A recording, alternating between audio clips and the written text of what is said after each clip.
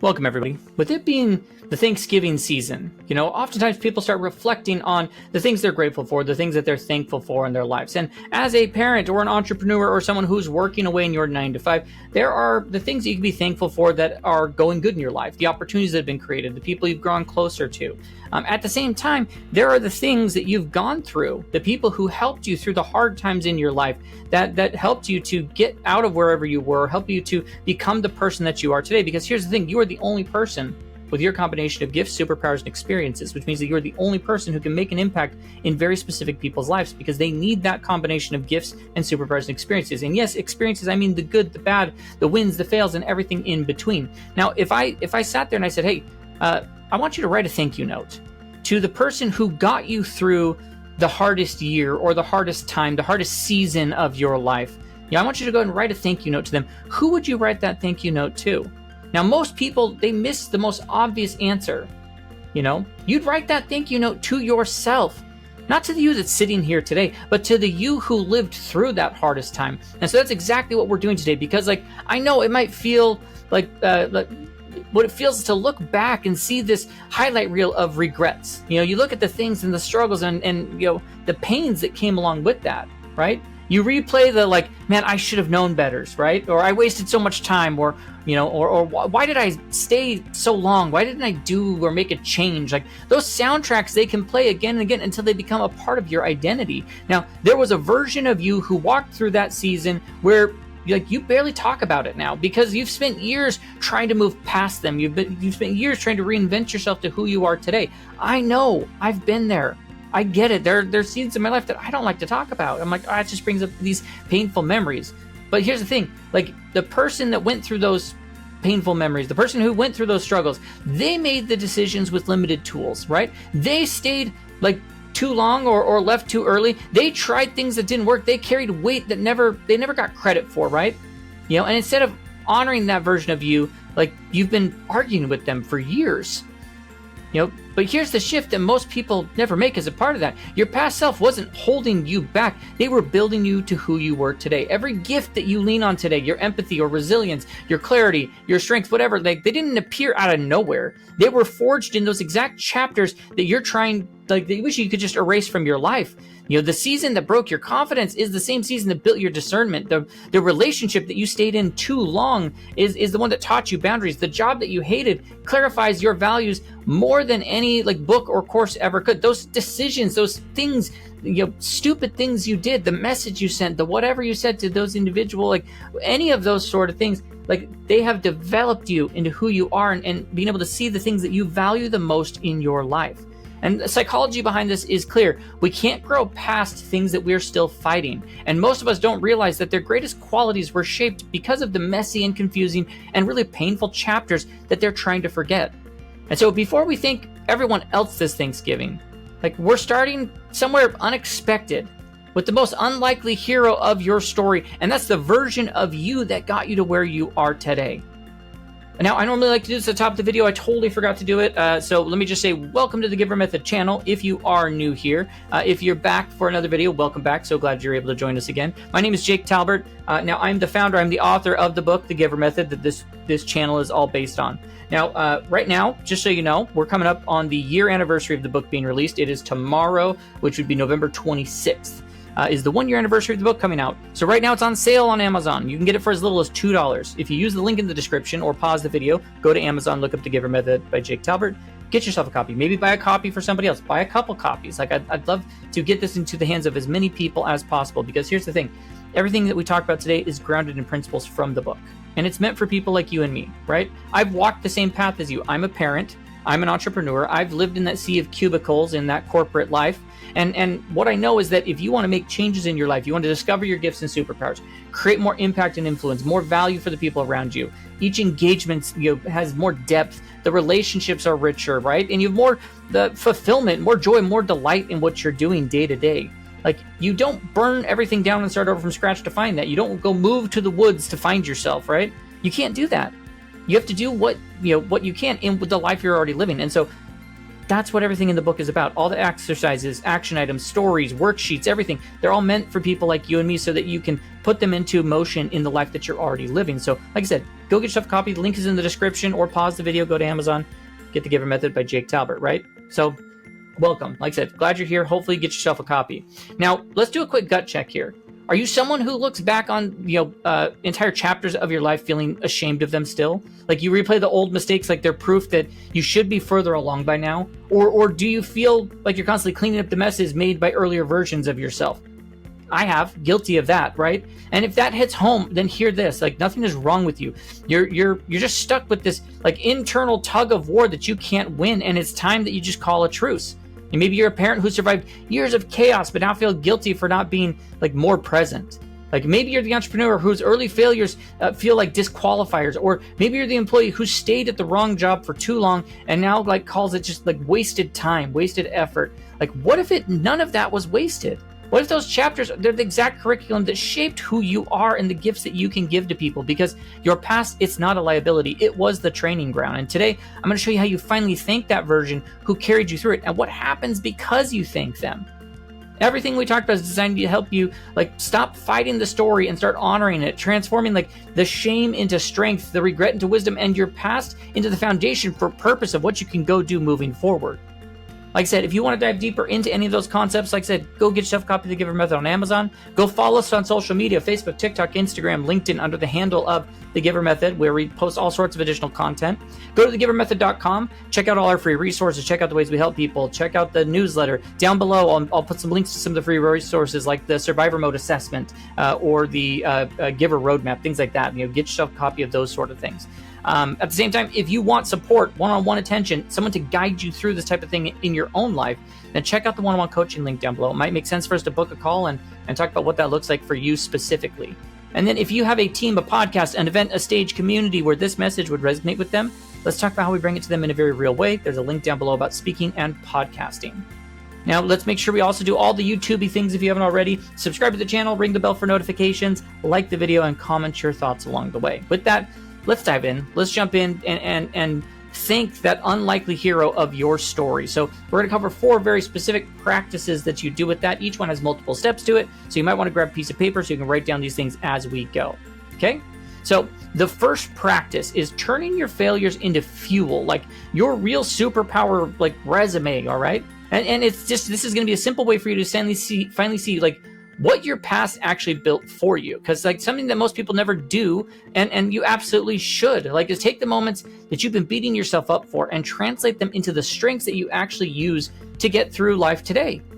Because if you're anything like the parents, the entrepreneurs, the employees, myself, the people that I work with, like you've got a whole list of the failures that you're carrying around like evidence that you've messed up, you failed, you're behind, when in reality it's the exact chapters that built your gifts that you like use day to day. This isn't about pretending the past didn't hurt, that you didn't make a mistake, that there wasn't, like it's just about looking like at those moments that like created, they produced who you are today, the resilience, the empathy, the clarity, the values or emotional endurance, like all the things that maybe you take for granted because you earned them the hard way. And the truth is your past isn't disqualifying you in any sort of way. It is qualifying you for you to serve in ways that you've never given yourself credit for. Once again, you're the only person with your combination of gifts, superpowers, and those experiences, which means that you're the only person who can make your very specific impact in people's lives. And there are people out there waiting for that exact like impact to come into their lives. I want to help you to unlock these sort of things so you can start making the change in their lives. So here's what I want you to do. Here's how we're going to do this. You're going to want to set aside some time, right? You're going to create this superpower resume, right? A failure resume, things like that. Like where you need a piece of paper or a document, something where you can write freely without judgment. And so the step 1 of this process is you list your failures without filtering them. So that blank piece of paper, that blank note doc, whatever, like it's here are the failures. This is my failure resume, right? And I'm going to list out the moments that sting a little when like I still think about them, and be very specific. Don't say like I stayed too long, but be like, hey, I spent 7 years at that job that drained me. Not that a business failed. It's like, man, I lost $40,000 trying to keep that agency alive. The specificity matters because vague stories you can't, like they don't transform you. The honest ones can. And then the second thing you're going to do there, you're going to create 4 columns, all right, for each one. Like I got my failures. I'm going to do these 4 columns for each moment we talked about. It's like column number 1 is like what I believed about myself at the time. And that could be like, I believe I wasn't cut out for entrepreneurship. I believed I was failing as a parent. I believed I'd never catch up in my career. The second column is like, what I feared would happen. I feared I'd never recover financially. I feared my kids would remember the worst version of me. I feared I'd be stuck in that place forever. Okay, what actually survived and what I actually survived and learned, right? I learned to rebuild from nothing. I learned the power of boundaries. I learned exactly what I don't want, which made me like what I do want even more clear. And then the fourth column is the superpower that was forged because of that. Maybe it could be resourcefulness, resilience, deeper empathy for overwhelmed parents, clarity or courage in choosing work that matters. Once again, these columns are going to show you what was actually happening beneath all the shame that's been there. And after you do those columns, now you can write your transformation statement. This is where you start to make things really click together, where it's like, okay, I used to believe thing from column 1, but now that experience, it created for me whatever the thing from column 4 is, the superpower, right? Which is now allows me to, and you break down like how you use it today. Something like, hey, I used to believe I wasn't cut out for entrepreneurship, but that failure that I had, it forged resilience and resourcefulness, which is exactly what I use to help others navigate setbacks. Or maybe something like, I used to believe I'd wasted years in the wrong job, but that season forged clarity and hunger, and now I help people find their path like that they actually want to go down as well. And whatever it is, write the statement out, read it out loud. It hits different when you hear your own voice. Your brain actually will click and recognize the details differently. Now, if you really want to add on to that, go even more, then you create like a timeline of your transformation. A big sheet of paper where you're going to draw out a big lifeline, and you're going to just mark things in red and green and blue. It's like, hey, these were my struggles and failures. In green, it's like, these were my growth moments. And in blue, it's like moments that help, I helped someone and it made an impact. And you're just going to write these things out. Every blue impact moment traces back to a green moment of growth, which traces back to like a red moment, typically. Like the very things you wish you could erase, like for some reason, is what someone else is going to benefit from when they hear from it. Like, once again, these aren't accidents. Like, it's your story making sense to other people. It's clicking in their lives. Right now, like, you probably holding on to the past, like there's reasons you don't belong in the room, like imposter syndrome, things like that, when it's actually like the training ground that shaped your gifts. So this practice helps you to stop hiding your story and own the strengths that you created and forged from it. And when you understand what your past built, you stop feeling like the imposter. You start showing up as someone who knows exactly why they're qualified to make the impact that only you can make with your gifts and superpowers. Now, the second practice that I want to talk about is you find the birthplace of your gifts, right? Where your strengths actually came from. This is like a really simple way to see, hey, the harsh chapters, they built those best parts of you. Once again, people, they just don't notice in themselves that those strengths, those superpowers, the gifts, like they rely on, like they didn't just show up out of nowhere. They don't acknowledge the fact that like they just didn't show up. Like, it's like, no, they were born. They started somewhere. And almost always they were born in a moment that didn't feel inspiring at all. They were born into chaos, the confusion, the pain, the seasons that you wouldn't wish on anyone else. Most people look at their timeline and they see like random wins and losses. But when you zoom in on where your real gifts came from, you start to see the pattern. Your strengths, they're forged in the very seasons that you've spent years trying to forget. And when you see the connection, your past stops feeling like that setback and starts looking more like the preparation for where you're going. So this week, I want you to do this, like we're looking at this as like a gift origin, like sort of a thing. You're working through the specific steps to uncover like the birth story of some of your most valuable gifts. So the first step in this is going to be pick one gift people constantly see in you. So if you think about the thing that people come to you for, like what's the thing they keep pointing out? Like, hey, you always know how to keep everyone calm. You know how to calm things down or calm the chaos. Like, yeah, you explain things so clearly. Hey, you're the one I go to when things feel like they're falling apart. Or you see potential in people before they see them. Like, whatever. Choose one that feels the most true for who you are right now. And after you pick one of those, go back to the moment that gift was born. Like, close your eyes and rewind the game film a little bit. Ask yourself, like, when did this part of me first start showing up? What was happening then? And don't force it. Memories tend to surface quickly when you ask the right questions. For many people, like answers that hit instantly is like, hey, my empathy was born when no one asked how I was doing during that season I was struggling in. My leadership showed up the day everything fell apart, and I had to step in. My clarity came from living in my own because I'd been living in my own fog for way too long. My resilience grew during that year because I kept getting knocked down and I learned how to get back up. Once again, the gift was like a survival instinct before it became a strength. And so once you start to figure out where it was born from, now then you can describe that season honestly. You write it out like how you actually felt, not a polished version, not like it was a rough time, but hey, I was 32, I was sitting in my car crying because business had failed, and I didn't know how to tell anyone, or I grew up learning to sense everyone else's emotions because I didn't feel safe to have my own. Whatever, the specificity of it validates your reality. It brings those gifts into focus. And then now you connect it once again with these struggle statements, right? Hey, because I went through whatever struggle, I developed this specific gift. Without that season, that strength wouldn't exist. Something like, hey, because I spent years navigating a chaotic home, I developed a gift for emotional attunement, which is exactly what helps me show up and calm and steady my kids today. Because I spent years feeling stuck in work, that drained me, I developed clarity about what matters. The same clarity that I help others find. Once again, that's where the shame, the things that hurt, really do become power. Now, the biggest thing is then name who benefits from your gifts now. You write down the actual people who experienced the strength that came from that struggle. Your kids, your clients, your team, spouse, the community, people who look for you for direction, anyone you support when they're overwhelmed. This step really does start to hit hard because it shows you something that you've never seen. The pain didn't stay with you. It became the gift that you give to other people. And then you write out your origin story. This is the last step of it, is essentially you're going to write out one paragraph where you combine everything together, where it's hey, my gift of blank was born in the struggle of blank. And at that time, and you're going to give specific details of what you were feeling, where you were. What I didn't realize was that season was forging this strength, this thing. And today, when I use whatever the gift is, I'm drawing directly on that chapter. And the people who benefit the most are my kids, my family, my community, my church, whatever.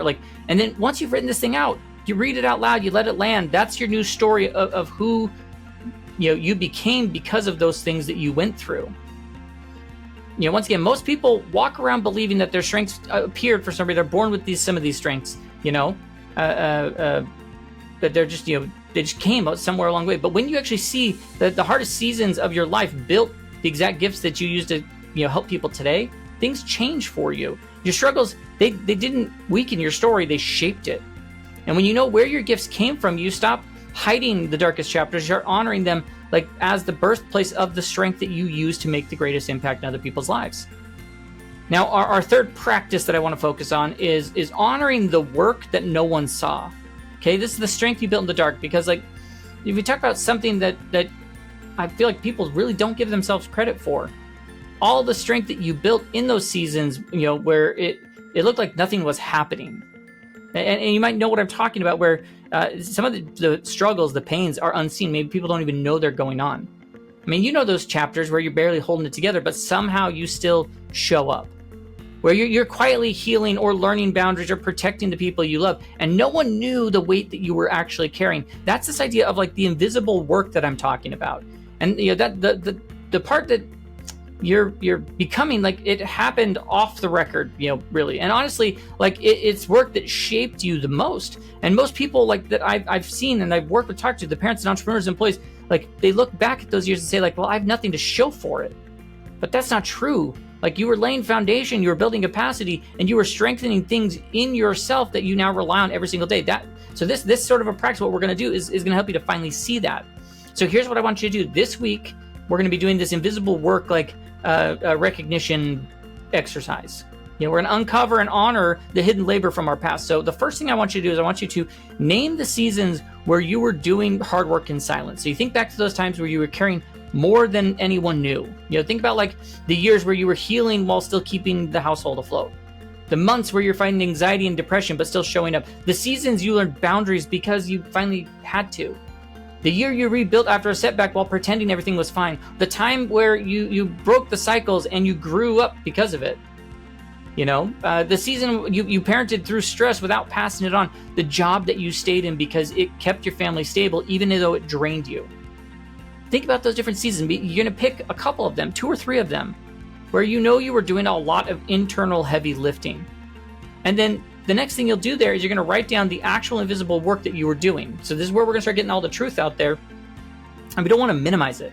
We want to name it very clearly. Like as a parent, like, hey, I regulated my emotions so my kids didn't absorb my stress. I protected them from the adult problems that they don't need to carry. I broke patterns without anyone cheering for me. As an entrepreneur, it's like, hey, I learned resilience through the failures no one knew about. I built creativity under pressure. I kept going, when quitting would have made a lot more sense. Or as an employee, it's like, hey, I learned what I don't want, which gave me clarity about what I do. I built patience in environments that drain me. I observed leadership styles that taught me exactly who I don't want to become. Whatever's, write those things out, write the way you felt, honor those things. And then you're going to acknowledge the cost. Invisible work, the things that you went through, it had a cost associated with it. And so be honest, like, hey, that cost me sleep, feeling understood. Like I didn't feel it. It cost me confidence. It cost me years of feeling stuck. It cost me pretending I was fine. And you say this out loud, it validates what most people are dismissing.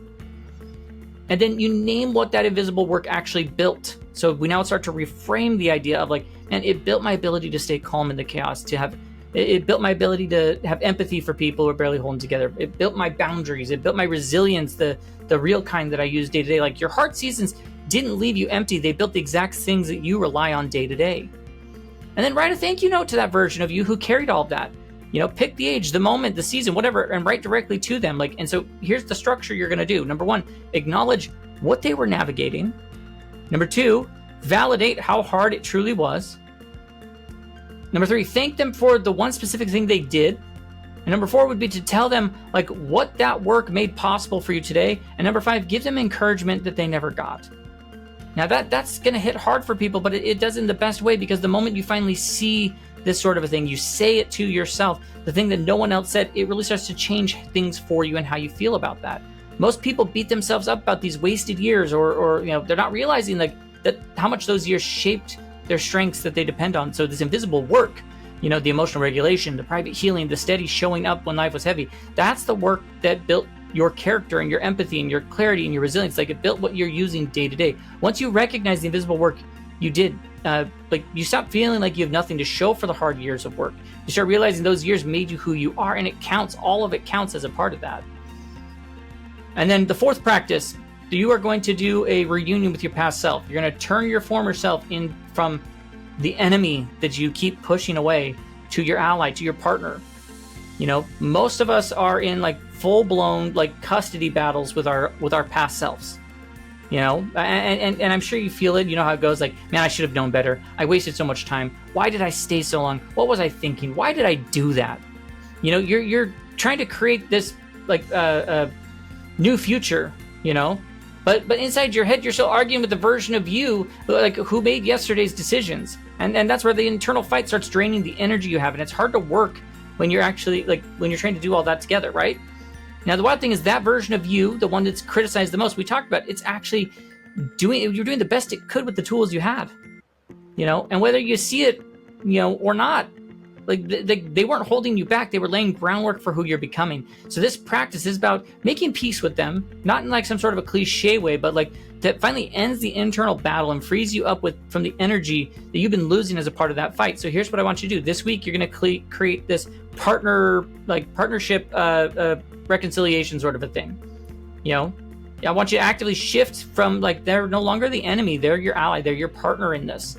Your past self, like they're going to help you along the way. They're going to be your partner along the way now. And so there's some structured steps you can do with that. The first one is call out the places where you still feel like you're arguing with your past self. If you grab your phone or notebook or whatever and write down the exact sentences you say to yourself, like the ones that sting a little when you still think about them, like man, why didn't I see those red flags? Or I should have left sooner.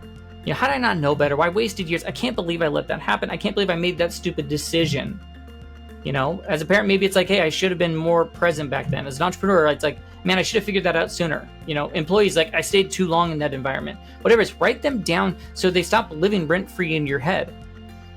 And then the second thing you're going to do is you're going to turn that judgment into a curiosity question. So that's where it starts to shift things for you.